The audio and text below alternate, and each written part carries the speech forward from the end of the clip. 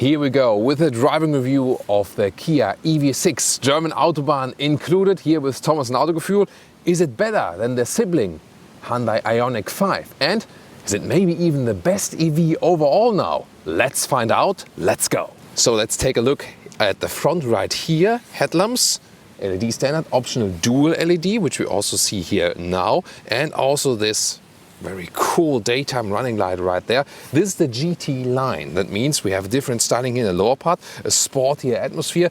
Otherwise you would have a front grille which is more like curved like this in the lower part. Here more sporty accentuations on the side and also this lower element here. Overall a very cool and clean look. New Kia logo there as well. And the red color also fits the vehicle very well, doesn't it?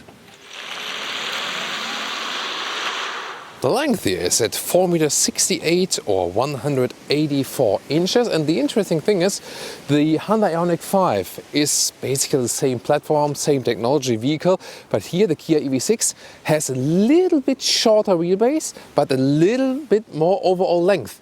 But they're just tiny nuances actually, but very interesting in the driving part especially, and also what the interior part is to come. I will talk about the differences Kia EV6 and the Ioniq 5. Here the wheels, 19-inch, you should also stick with these. Tell you later on more about it in the driving part. Option, you can also get 20-inch or 21-inch for the GT, the most powerful version. Talking about that, this one here today is the one with rear-wheel drive. You can also get all-wheel drive, and you have 2 electric motors, and the GT has 2 electric motors and the highest horsepower figure. And there are also 2 different batteries available, 58 kilowatt hours or 77 kilowatt hours. We have the bigger battery here today, and considering the overall range, it is also recommended to go for the bigger battery at this moment. Soon also more about the range figures. Here in the side profile, once again, very streamlined look. It's a little bit more wind efficient than the Ioniq 5 because of this rear ending here. Some flying element right there, very strong hip area here, and also we have these adaptive door handles. They also go in and out depending on if the car is open or closed. Wow, look at that rear styling here with the light strip, really impressive. So super cool design, I think, very unique definitely, and also very clean in the lower area here, the GT line once again with the sporty black accentuations here.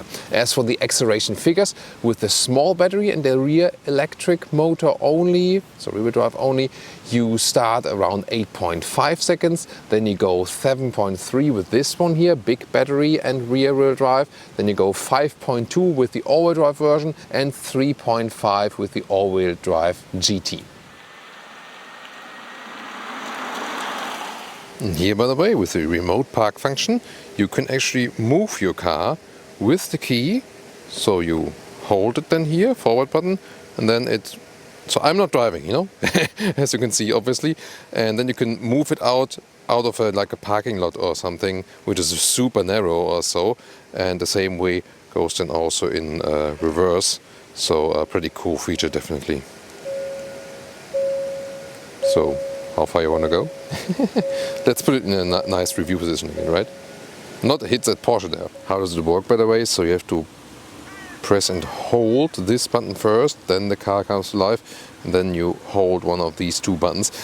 Sometimes it also doesn't work at first instance for me. I had that with Hyundai and also with the Genesis vehicles. Sometimes you need to try sometimes, and the car needs to be closed for that before.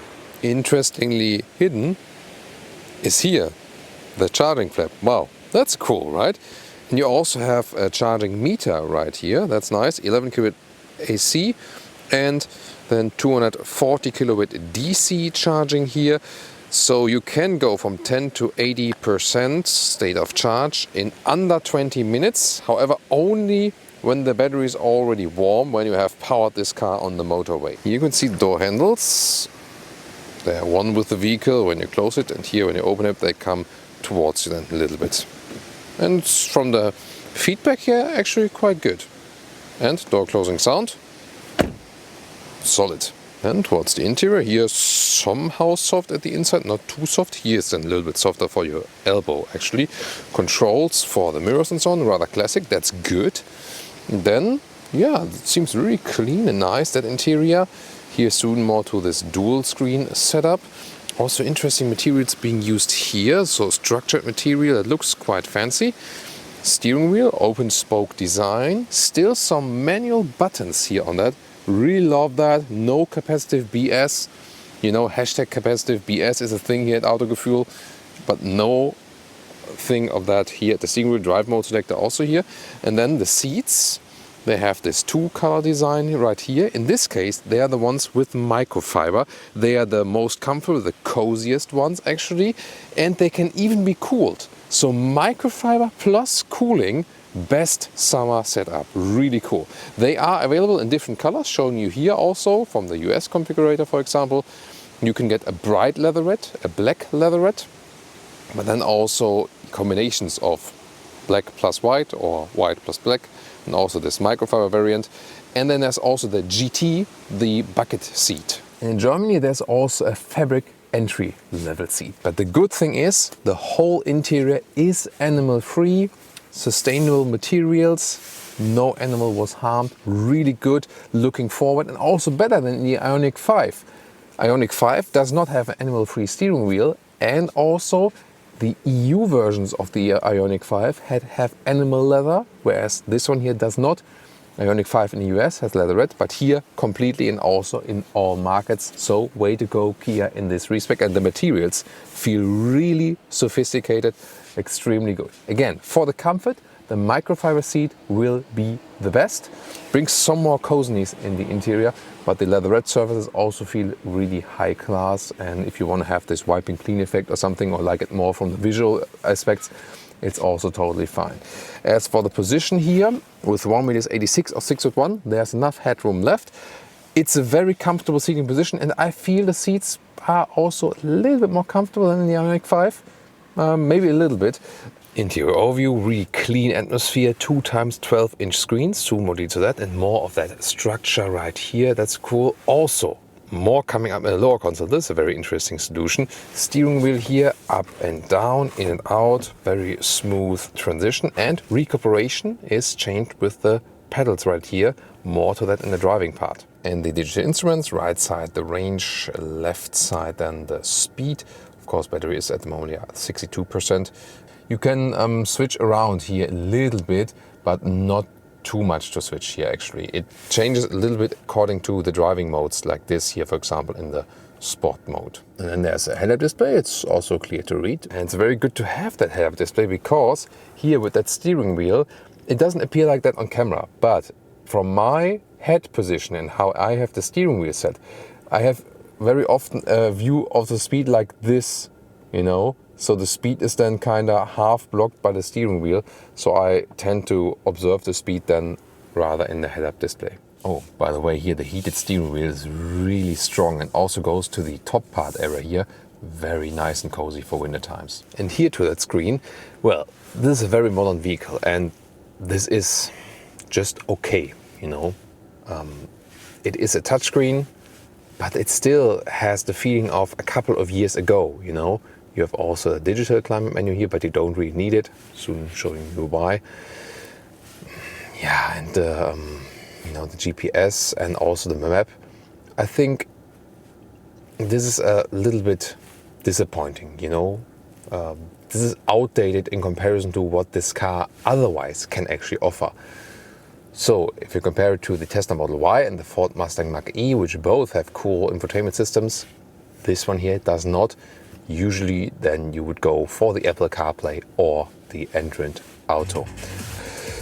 Well, the thing is here, good sound system as well, nice to listen to that. And then to this interesting lower area, first of all some ambient lighting here, and then I would usually leave it like this. You have still a real knob for the climate unit. Yes, way to go, even 2-zone AC here.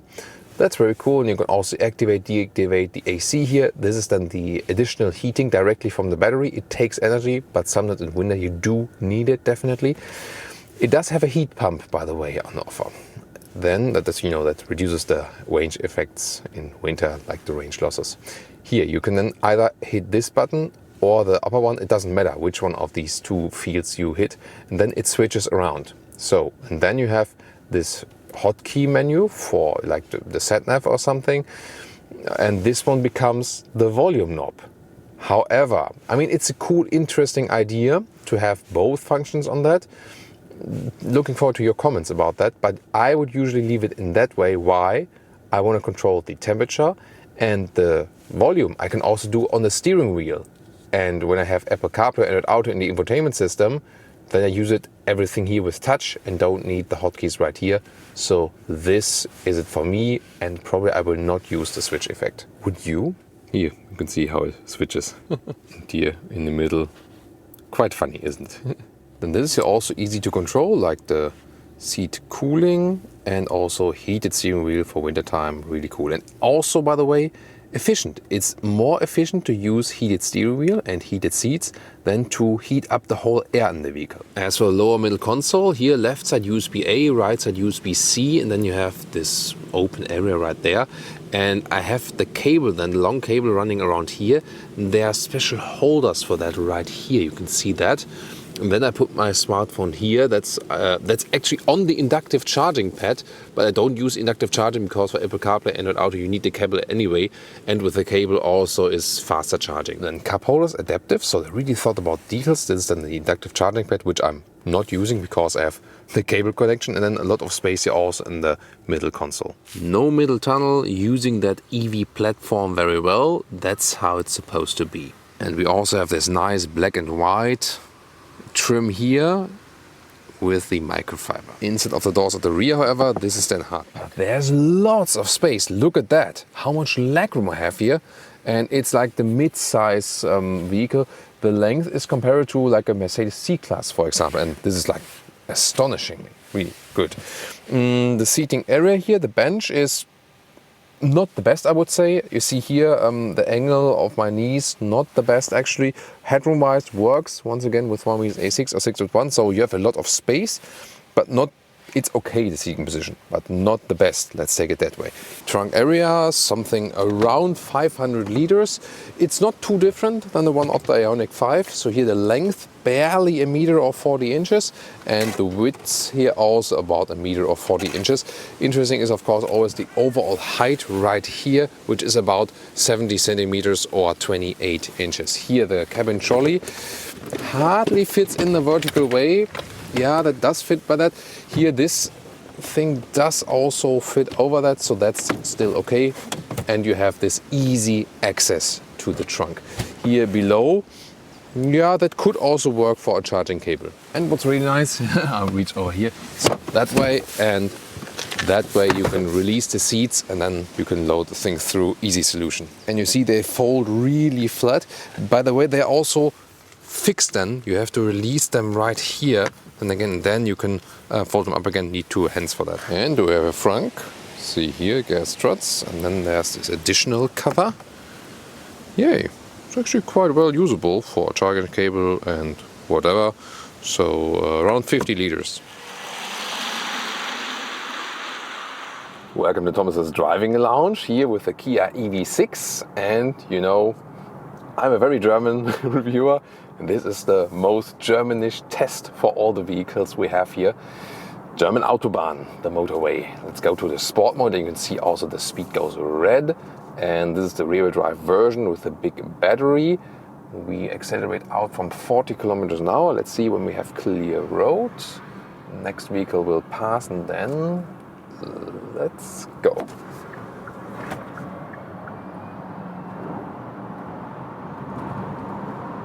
120. Yeah, so we had to cancel here for security reason, but that was 40 to 120, really good. And now let's do another, because now there's free again, 100 kilometers an hour, when we're already at speed, accelerated out.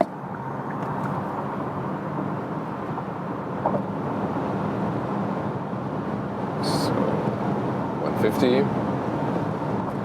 And now let's see if we can go top speed. Let's see what top speed we can score here. So now we should be able to reach like 100, 180. Yeah, it goes a little bit further. 180. Oh, come on. Come on. Goes even further. Wow. 191. So almost 200 kilometers or 125 miles an hour. Pretty nice. And the rear-wheel drive version you've seen here is enough acceleration wise, you know. The all-wheel drive version is 2 seconds quicker in the acceleration, and the GT all-wheel drive would be almost 4 seconds quicker than in just 3.5 seconds. So yeah, it's around 3 something, 5 something, and 7 something seconds. That's like the steps for that. But definitely more than enough here. And the good thing is, when you have the rear-wheel drive only, yeah, it might be worse for really like snowy weather conditions and so on. But then again, when you get out of the corners, it's definitely more fun because you have just the rear-wheel drive. That's the cool thing here. Now the tunnel here, that's cool. With some ambient lighting, you can see it also here in the lower middle console here. Pretty nice. Also then here, I really like that. So this gives atmosphere. Let's see, let's go to the normal mode. I would have suspected maybe changes with the driving mode, but it doesn't. That would have been cool actually, but yeah, very nice. And as for the driving modes, for example, in normal mode, you have softer steering. And when you are in the sport mode, not only the throttle pedal is reacting more sensitively, but here the steering also gets a little bit stiffer. Overall, a very good steering feeling. In the normal mode, maybe it's a little bit too soft for me, so I like the steering feeling in the sport mode better. It gives just more accurate control of the car, I feel. Very important here is the suspension. And this is also the only thing I found better in the iONIQ5 in comparison to the EV6. So I talked to the suspension tester before, and he said actually, yeah, they did a lot of special tweaks with the suspension to make it sportier, and yeah, I mean, this is the case indeed. It feels really nice and agile, has a little shorter wheelbase than the iONIQ5. Soon I'll also go in some S-bends, in some chicanes, to test the agility of the car even more. But when you're normal like city traffic or also motorway driving, the suspension is less comfortable than in the iONIQ5. So that's the only catch really I could find with this vehicle in comparison to the iONIQ5. So to me, it's a little bit too stiff when you're driving over some bumps. That's also overall one of the very, very rare criticism factors I could find with this vehicle here today. You see that sign there? That is the very famous German traffic sign for unlimited speed. Plop. We went from 80 kilometers an hour. Let's put the speed one more time and listen to the noise insulation, and it's really good. Now at 150 kilometers an hour, wow, extremely good. The sound insulation and you can literally also feel the wind efficiency. So also in comparison to the iONIQ5, the Kia EV6 is a little bit more wind efficient. That's why the range figures will be also a little bit better. And noise insulation wise, this can easily keep up with German high-class premium vehicles. I'm really surprised how silent this one is at high speeds. Wow, didn't expect that. I mean, I didn't expect it to be bad in any way, but this is really astonishingly good, and also indeed way better than the iONIQ5. And the funny thing is, when I was driving this one in the city earlier at lower speeds, now that was 160 kilometers an hour, that's like for Germans like, okay, let's go to work. So when you are actually driving in the city, I also already felt, wow, this is really cozy and silent, and this also brings me to the aspect back again, iONIQ5 or Kia EV6. I would go for this one. As I said, the only thing I could find is the suspension is a little bit rougher. It's not that the iONIQ5 suspension would be the best and softest or something. They also do not have adaptive suspension available. Earlier I did a longer normal test drive, and we were scoring some 21 kilowatt hours on 100 kilometers. So yeah, that's like some 27 kilowatt hours on 100 miles. It means we can, even here in winter times, come close to some 400 kilometers or 250 miles. When it's really cold and you use a lot of heating, then it will be a little bit less. However, when we now compare that to our driving test with the iONIQ5, indeed, some range advantages here for the Kia EV6. The consumption figure is indeed a little bit lower, and yeah, it's just the fact that the building style, the building form of this vehicle is a little bit better, for the wind flow. Yeah, very interesting, because the rest of the technology, the electric motors and so on, battery, they are actually all the same. Once again, a little shorter wheelbase, but a little more overall length than the Ioniq 5.